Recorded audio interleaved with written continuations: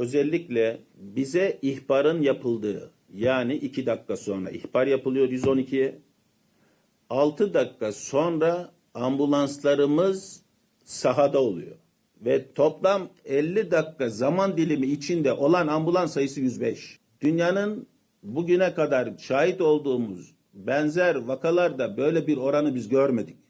Olayın olduğundan ilk vakanın hastaneye geliş süresi 21 dakika.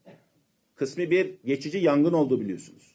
Panik havası oluyor ve o dönemde mümkün mertebe sağlıklı olan kişilerin ortamdan uzaklaşması söyleniyor. O alana yoğun otobüsler de sevk ediliyor. Sağlıklı olan birçok yolcu aşağıdan yukarıya tırmanarak otobüslere binip alandan uzaklaşmak istiyor. Doğrusu da bu. Hastalara müdahale etmek, sağlıklı olanların o ortamdan patlamaya karşı uzaklaşmalarını sağlayabilir olmak. Sosyal medyada gösterilen bir vatandaşımızla ilgili bir görüntü vardı. Ben o vatandaşımızla bizzat kendim görüştüm birkaç defa.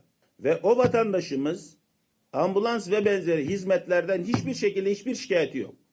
Ve o vatandaşımızı ambulansla hastaneye götürdüğümüz gibi İzmir'de yaşayan bir, ilk defa söylüyorum.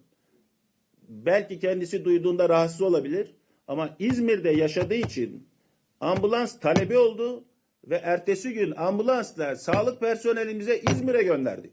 Kendi evine gönderdik.